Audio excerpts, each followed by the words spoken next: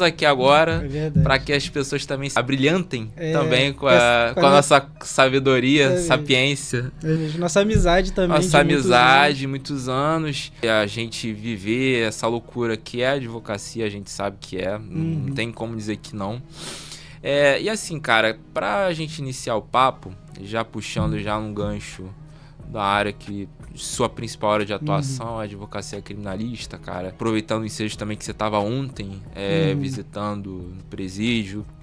É um peso diferente, cara, você ir lá, você ver o cliente naquela situação, aquela situação dramática, a gente sabe que é o nosso sistema carcerário brasileiro. Aumenta aquela pressãozinha, aquela preocupação de conseguir prestar, dar resultado ao cliente. Porque a gente acaba se colocando no lugar da pessoa, né?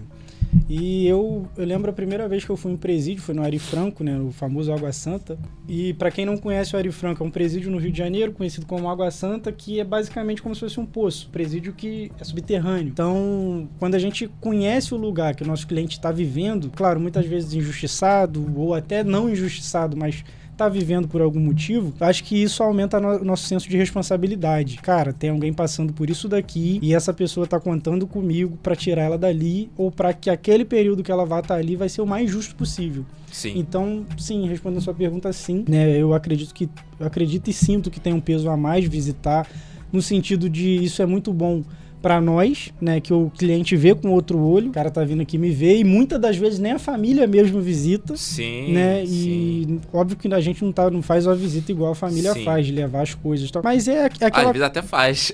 A gente já fez, né, hoje não fazemos mais, né, por sabedoria também, que sim, tem um peso muito importante, cara, no sentido de dar uma atenção pro cliente, ele se sentir também cuidado, né, porque como você mesmo fala, é claro...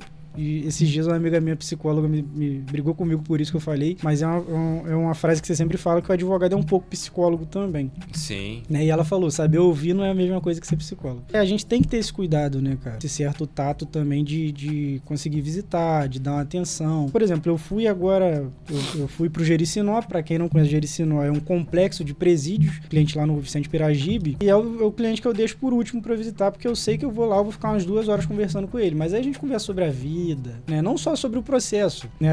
O processo, às vezes, ali você vai conversar com ele 5 minutos, né? Mas às vezes você vai falar sobre a vida, vai conversar sobre família, né? Aí vai falar da filha que não vê há tanto tempo. Acho que sim, tem um peso, sim, diferente. Interessante você estar falando disso, porque a gente entende que muitas vezes a advocacia em si é o protocolar uma ação no computador, é você fazer uma audiência, você fazer a sustentação oral, é aquele certo, entre aspas, glamour, que a pessoa vai se preocupar em postar no Instagram, só que existe aquela outra face. E muitas vezes o dia a dia você ouviu o cliente, e muitas vezes o cliente muitas vezes não é o resultado em si, mas é como você vai receber aquele approach dele. Muitas vezes o cliente, ele nem sabe o que ele quer de fato, assim. Verdade. No caso, a gente, quando tá falando de uma área criminalista, é a coisa mais óbvia. Ele quer sair de lá.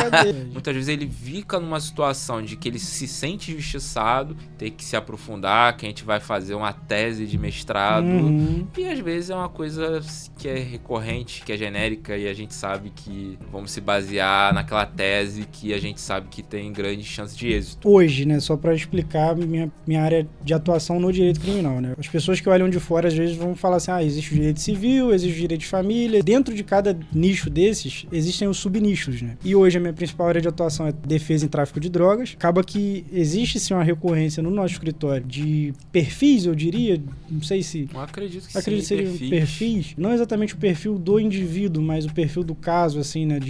Da mesma dinâmica, né? A pessoa ou é presa em flagrante ou tem uma operação e geralmente as únicas testemunhas são a polícia. Então eu diria que 80%, 90% dos casos que temos hoje de criminal são nessa dinâmica. A polícia prende alguém em flagrante ou um suposto flagrante. Sim. E disso gera um processo. É uma conversa entre 2 amigos que tem várias câmeras, mas continua sendo uma conversa entre 2 amigos. Quando você decidiu e como foi essa decisão de se tornar advogado? Assim, isso surgiu no seu coração, assim, do nada? Ou desde sempre você pensou nisso? Era um sonho de infância? Cara, é interessante a gente conversar sobre isso também. Depois vou retornar essa pergunta pra você também.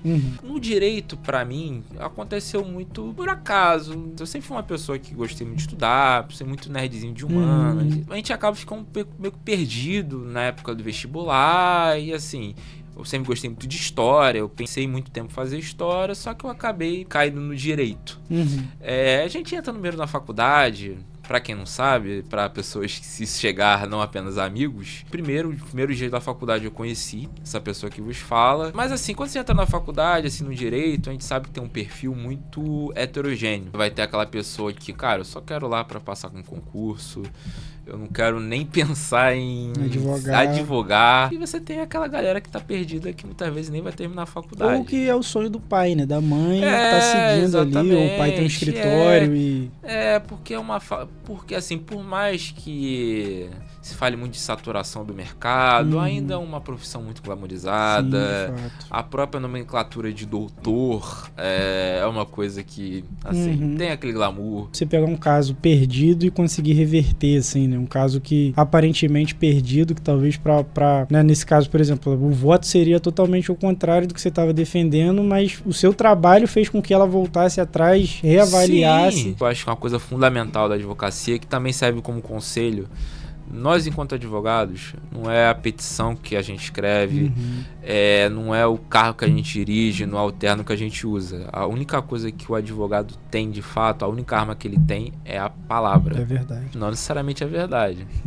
Não necessariamente é verdade. Eu acho que é verdade. mais mentira do que verdade. Talvez uma manipulação da verdade. Exatamente. Caso eu e você falamos apenas a verdade, mas fato é que o advogado, a nossa única arma é a palavra que nós temos. Verdade.